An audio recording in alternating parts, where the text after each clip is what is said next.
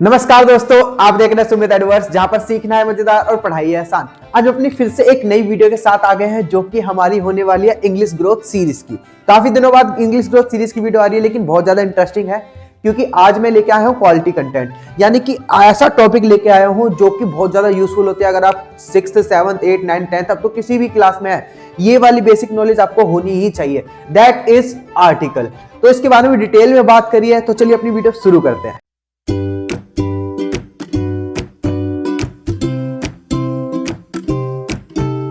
हाँ, तो चलिए अपनी वीडियो शुरू करते हैं। तो सबसे पहले हम बात करेंगे आज किस चीज की, आर्टिकल्स। आर्टिकल्स में 3 चीजें इंक्लूड होती हैं, ए, एन एंड द। तो आज की वीडियो में हमारा जो टारगेट रहेगा वो ए और एन को कंप्लीट करने का, यानी कि ए और एन का यूज अच्छे से समझना। यानी कि इस वीडियो के बाद आप क्या यूज सीख पाएंगे कि ए और एन का यूज कहां करना है, कहां नहीं करना। आइए देखते हैं, मजा आएगा। आपको बहुत सारे एग्जांपल्स दिख रहे होंगे। तो चलिए सबसे पहले हम यहां पर आते हैं, ए और एन। अगर इन दोनों के मीनिंग की बात करूं तो दैट इज एक। अगर किसी भी सेंटेंस में एक वर्ड आता है तो वहां पर या तो ए यूज होगा या एन यूज होगा। जैसे मैंने बोला मैं एक लड़का हूं, तो I am a boy.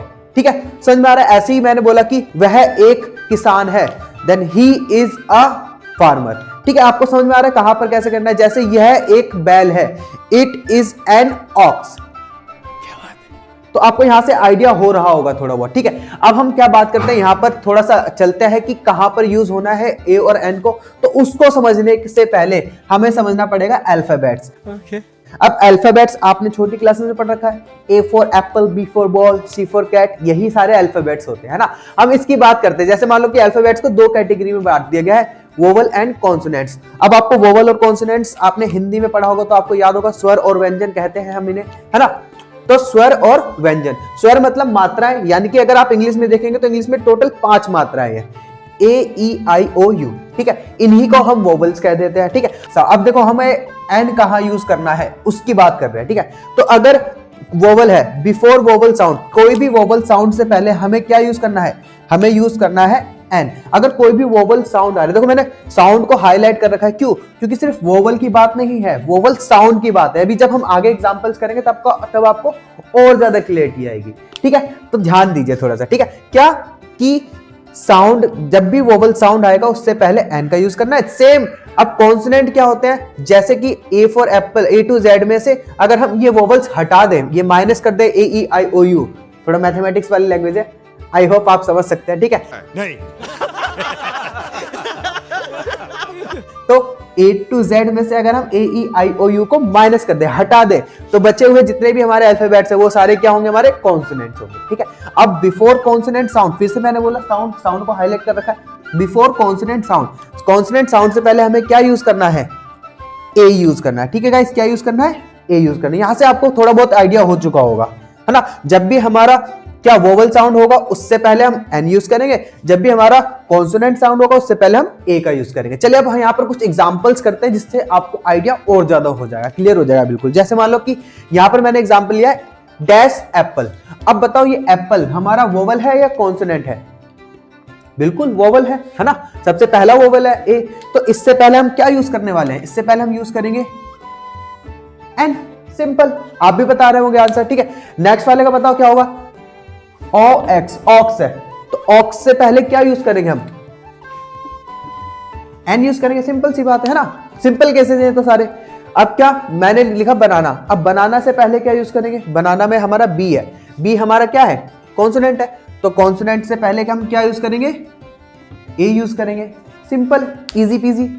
Next की बात करते हैं, अगर मैं साइकिल की बात करूं, साइकिल में फिर से हमारा क्या कॉन्सोनेंट साउंड है, तो यहां पर भी हम क्या यूज करने वाले हैं, ए यूज करने वाले हैं। क्लियर है? हाँ, ठीक है, तो साइकिल से पहले हम क्या यूज करेंगे, ए यूज करेंगे। ठीक है, ये तो हो गए बिल्कुल सिंपल केसेस जो कि बच्चे आराम से सीख जाते हैं। कुछ नया क्या है, ये है हमारा स्पेशल केसेस।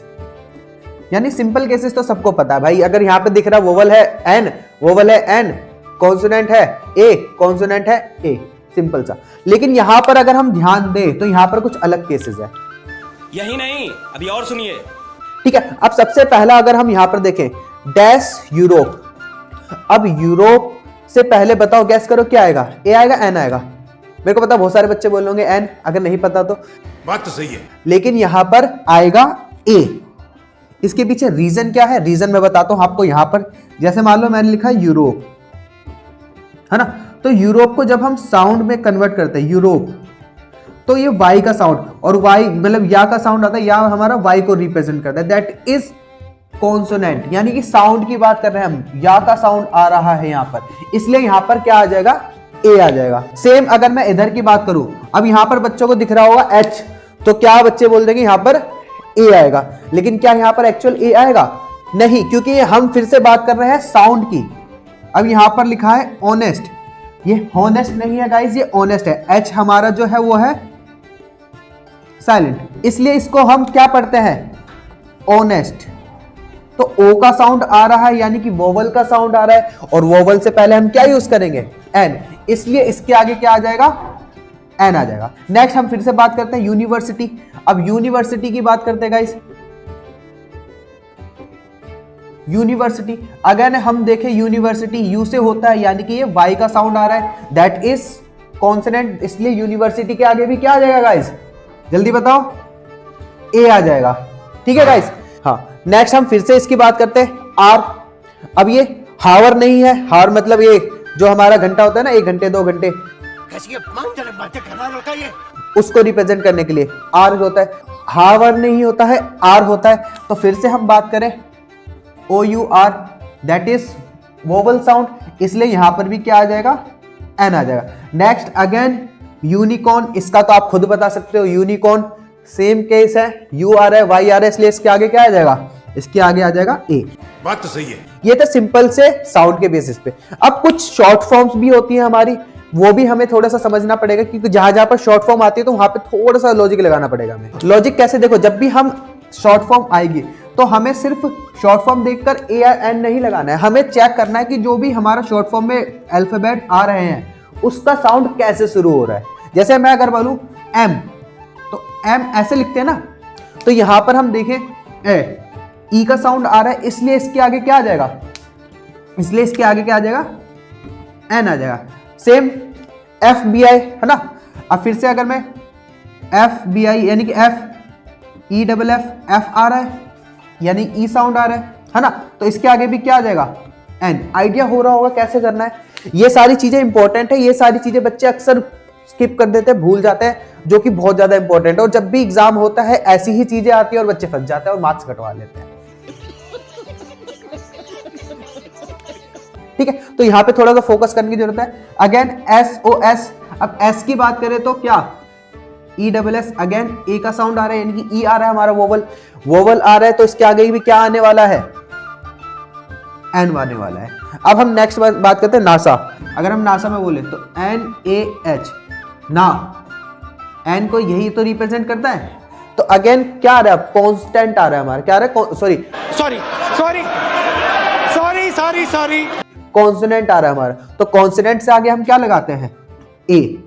तो यहां से आपको आइडिया हो रहा होगा कि सब में आंख बंद करके एन भी नहीं लगाना है और सब में आंख बंद करके ए भी नहीं लगाना है। इन सब के पीछे एक लॉजिक है, उस लॉजिक को समझना है। उसके बाद अगर आपने लॉजिक को समझ लिया तो आपकी मिस्टेक बिल्कुल नहीं होगी। ठीक है, अब क्या, नाटो अगेन एन आ रहा है, तो एन को हम क्या लिखते हैं, एन, है ना, तो इसलिए क्या यहां पर क्या आएगा, ए आ जाएगा। ठीक है गाइस, तो ये था हमारा टोटल आज का टॉपिक। अब ये टॉपिक क्या बहुत ज्यादा इंपॉर्टेंट हो जाता है एग्जाम के पॉइंट ऑफ व्यू से, चाहे तो आप स्कूल में है या आप किसी कॉम्पिटेटिव एग्जाम्स की तैयारी कर रहे हैं। ये वाला टॉपिक बहुत ज्यादा इंपॉर्टेंट है। तो इसलिए क्या, अगर आपको ऐसी चीजें सीखना अच्छा लगता है और आपको ये सारी चीजें सीखने में मजा भी आता है, तो आपको क्या करना है, हमारे साथ जुड़ना है। और जुड़ने के लिए क्या करना है, वीडियो को लाइक करना है, चैनल को सब्सक्राइब करना है। बाकी मिलते हैं नेक्स्ट वीडियो में, बाय।